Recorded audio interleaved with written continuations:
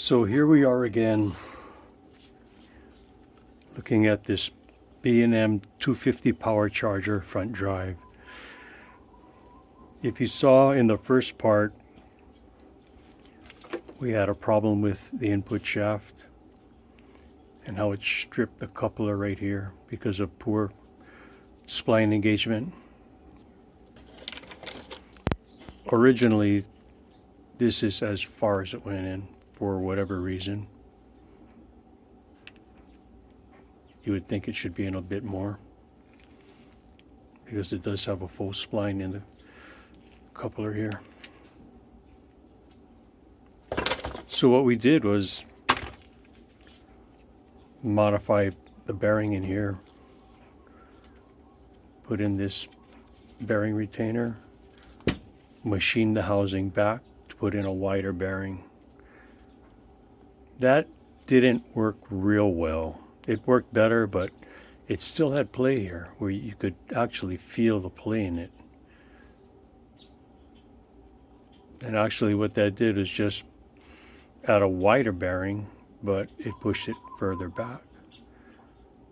And thinking about that, which we should have done, was move the bearing forward closer to this stress point. And that's what we're going to do this time. Big shout out to the Blower Shop and Glenn for supplying these items. Here we have another nice new marine blower shaft. We're going to modify this to fit in here.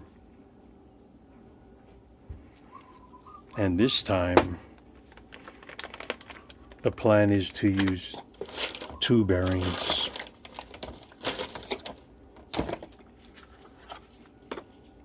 So we will go two bearings. This one will probably sit here, and this one will probably sit there. Something like that. Instead of the one pushed back bearing. In order to do that, we're going to have to extend this housing outwards. Housing will extend outwards. This mounting flange will also be extended outwards. There is a spacer in here right now. We're going to eliminate that spacer. We're going to add this into the front of the housing. We're going to counterbore the housing. Machine this down to fit in the counterbore. Put that in, bolt it on. Machine this out to accept the seal and a bearing and a snap ring, the way it originally is in here. This came off of some hydraulic cylinder, and that's what we got. It's going to fit, or we'll make it fit. We started machining it down a bit already, but it should do the trick. Yeah, it took a while to find this. It took a while. But Glenn and the Blower Shop came through. So we'll get into tearing this thing down and looking into it. One other thing, when we pulled this off, something interesting, there's no lubrication in here. Oil failed to get into the splines. We had greased it when we put it in, so there's grease in the back here, but everything else pushed out and pushed away, and now it's dry as a bone. So we're going to have to investigate this too. More than likely what we will do is drill holes into here to ensure that oil does get in somehow. Maybe we'll machine grooves behind here also. Not sure yet. Have to look into that a bit more to decide exactly what we're going to do here. But yeah, good thing we took this thing apart, because it would have self-destructed being this dry, for sure. Definitely dry. So yes, we will take this apart. Probably can't see the play there, but there is an amount of play. So let's tear this thing apart and see what we got.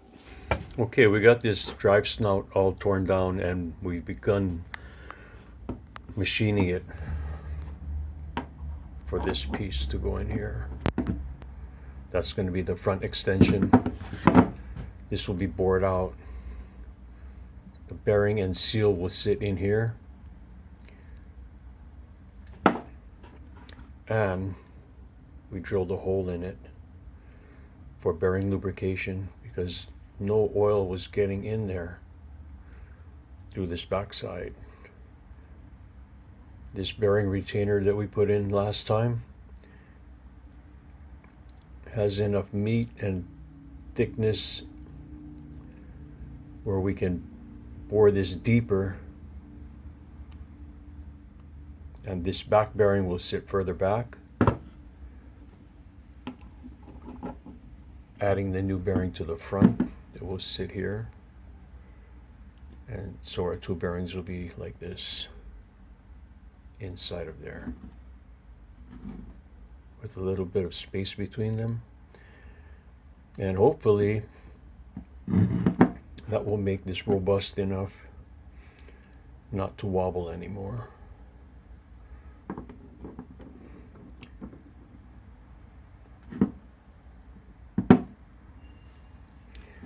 Well, you're still going to have to drill the holes here.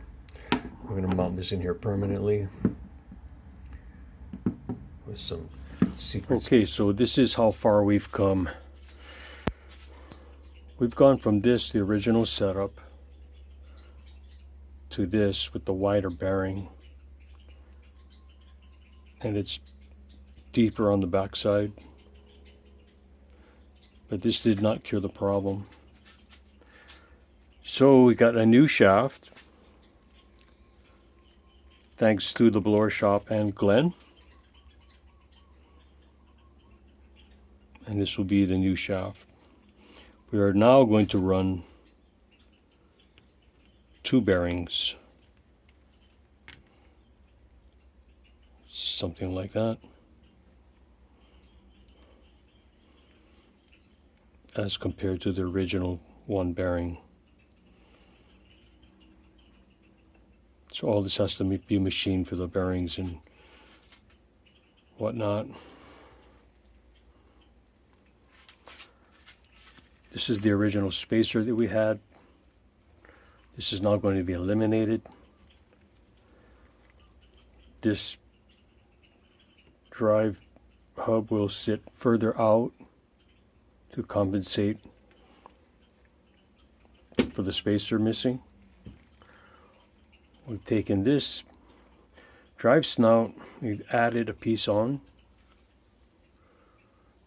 It's now going to be bored out for the seal and the bearing.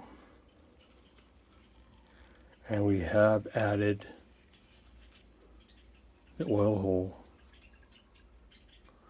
that will feed the two bearings. Hopefully feed the two bearings.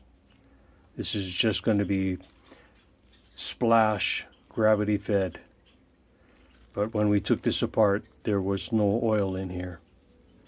So oil failed to get into the cavity to lubricate the bearing as much as we wanted it to. So with the oil hole, hopefully that will solve that problem. Also, on the initial fill, we're going to overfill the gear case, flooding this whole cavity, and then drain out the excess to ensure that there's at least something in there. As noted before, this was bone dry in this, with the spline in here in this coupler. The spline and the coupler came out bone dry, just dust. That is not good, so we still need to figure out how to lubricate this spline.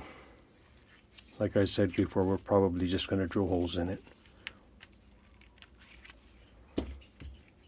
So now we're going to bore this out, make more spacers for the bearings, for in between the bearings. Get this shaft machined down.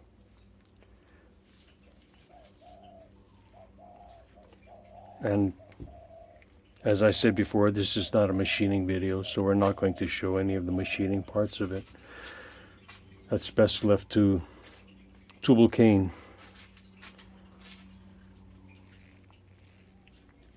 Okay, we have made some progress here. This is the bearing stack that's going to go inside the drive snout.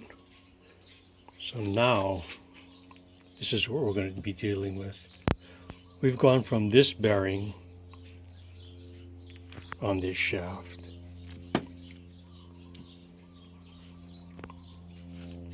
Then we went to the double bearing, if I can find it.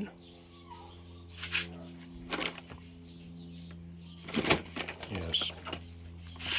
Then we went to this double roll bearing on this shaft.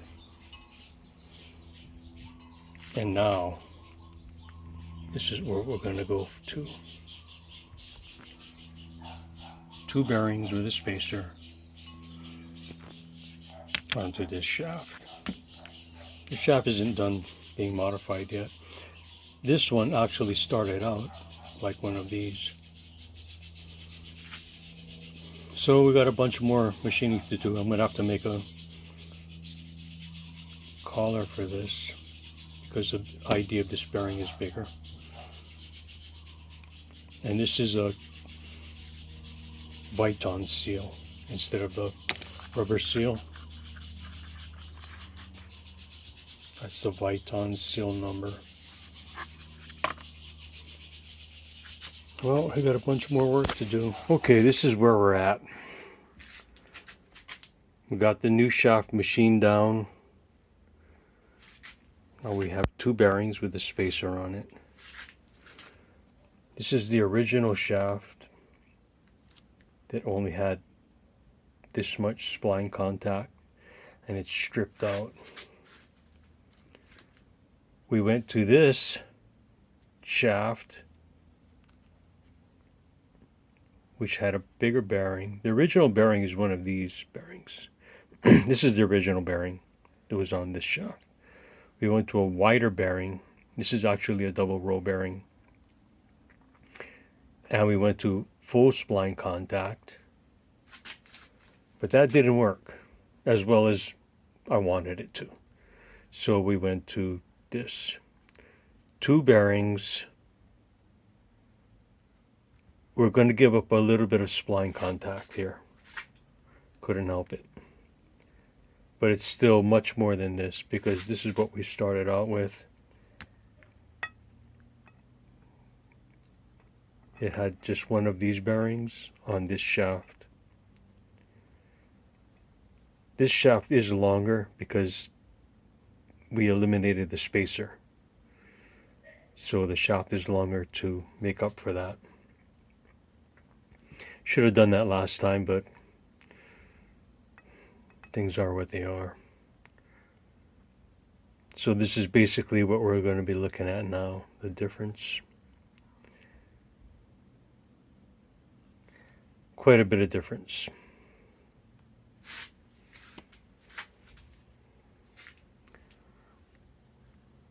There's our lubrication hole in there, if you can see it. It's going to be mounted this way with the hole on top. It should drip down into this cavity, and oil will lubricate the bearing, hopefully. First time around, we're going to overfill it to make sure that this is full of oil, or at least has some kind of oil in it. And that's where we are right now. To be continued. All right, here we have it, the finished product. This is our extension. We've eliminated the spacer. This is pretty close now, maybe less than 1/8 of an inch. There is no play on this now. Just the way we wanted it. Going to install it and see how it runs. Okay, this is it. The finished product. Put a few miles on it. Seems to be okay.